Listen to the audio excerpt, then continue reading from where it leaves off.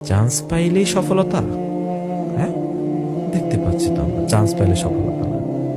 বুয়েটের student, medical student, পাবলিকের student, সব জায়গায় ওরা ওদের চিন্তা কি বিসিএস ক্যাডার হবে, ওদের চিন্তা কি চাকরি নিবে। এই মেন্টালিটি নিয়ে কিন্তু ওরা বড় হচ্ছে। ঢাকা ইউনিভার্সিটির ক ইউনিটের জন্য ফর্ম তুলেছিলাম। ফ্যামিলি এমন ভাবে মাইন্ড সেট আপ দিছিল যে ঢাকা ইউনিভার্সিটিতে চান্স পাইতেই হবে। আমিও স্বপ্ন দেখে ফেলেছি, জয়কুলির প্রশ্ন ব্যাংক সব একদম ভালো করে সলভ টলভ করে গেছে। আর আমার খুব ভালো প্রিপারেশন। ক ইউনিটে পরীক্ষা দিতে গেলাম। পরীক্ষার হলে ঢুকে টেনশন শুরু হয়ে গেল। একটা দুটা না পারতে মাথা ওলায় গেল। দেখা গেল যে 20টা না কয়টার মতো আর কি সঠিক করছিলাম, বাদ বাকি আন্দাজে ধাগায় চলে আসার পরে খুব মন খারাপ হলো। বাসায় আর ঢুকলাম না। এদিক সেদিক ঘোরাঘুরি করে বন্ধু বান্ধবদের সাথেও দেখা না করে খুব মন খারাপ নিয়ে আর কি বাসায় প্রবেশ করলাম। মাথার ভিতরে অনেক চিন্তা আসলো, আমি তো চান্স পাবো না, কি করবো আর। তো আল্লাহ আমাকে একটু ভুলে যাওয়ার একটা গুণ দিয়েছেন আর কি, নিয়ামত বলবো, যে কষ্টগুলো ভুলে যাই, মানে যেগুলো খারাপ লাগা আছে বেশিক্ষণ থাকে না। এটা একদিক দিয়ে ভালো। তো দেখা গেল এই সময়টা আমি আবার ভুলে গেলাম। আচ্ছা ঠিক আছে, কি হবে এখন, আরেকটা আছে, ডি ইউনিটের পরীক্ষা আছে, লেটস ট্রাই ইট। তো একটাতেও চান্স পাইনি পাবলিকে, মাশাআল্লাহ আলহামদুলিল্লাহ।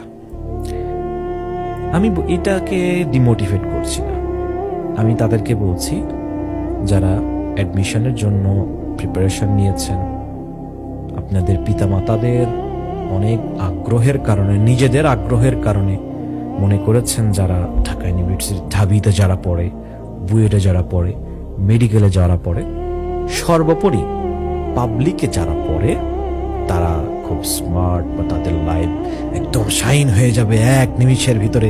মানে ওখানে যারা চান্স পাবে তারা একদম লাইফ শাইন করতে পারবে, এবং ওদের বাহিরে যারা পড়বে তারা কিচ্ছু করতে পারবে না, বা পড়াশোনা যারা ছেড়েও দিবে তারাও কিচ্ছু করতে পারবে না।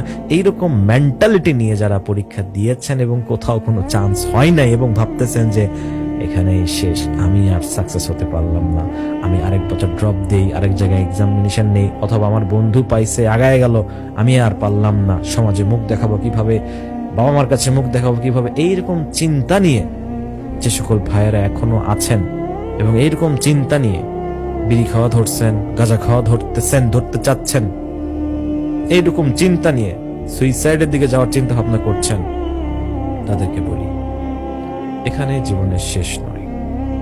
তথাকথিত পুঁজিবাদী বিশ্ব তাদের এই এডুকেশনাল সিস্টেমটা এমন ভাবে সাজিয়েছে, পদে পদে আপনাকে বুড়ো বানিয়ে দিবে, আপনার কাছ থেকে টাকা খসতে খসতে আপনার পিতামাতার পিঠের চামড়া মানে একদম ঝাঁঝরা করে দিবে, ঠিক আছে, ঘামে ঘুমে মানে পিতামাতার অবস্থা খারাপ হয়ে যাবে, তাদের জুতা ক্ষয়ে যাবে আপনার পড়াশোনার খরচ বেয়ার করতে করতে।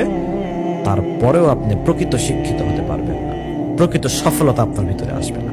এটাই পুঁজিবাদী বিশ্বের এডুকেশন সিস্টেমের অবস্থা। তা আপনি মনে করছেন যে চান্স পাইলাম না, আমার লাইফ শেষ এখানে? নো। দেখেন না খোঁজ নিয়ে ঢাবিতে পোলাপাইন কি করে, দেখেন না খোঁজ নিয়ে বুয়েটের পোলাপাইন কি করে। সহপাঠীকে মেরে এখন মৃত্যুদণ্ডের আসামি, দেখতেই পাচ্ছি কি লাভ হয়েছে, তাদের লাইফ কি শাইন হয়েছে? দেখতে পাচ্ছেন এরকম অনেক স্টুডেন্ট আছে বুয়েটের বা পুরোপুরি ড্রাগ অ্যাডিক্টেড। এমন অনেক স্টুডেন্ট আছে বুয়েটের বিটেক খাইতে খাইতে অবস্থা খারাপ, 7-8 বছর ধরে পড়ে আছে, কোর্সই কমপ্লিট করতে পারতেছে না। ঢাবিতেও আছে এরকম অহরহ। তাহলে চান্স পাইলেই সফলতা? হ্যাঁ, দেখতে পাচ্ছি তো চান্স পাইলে সফলতা না।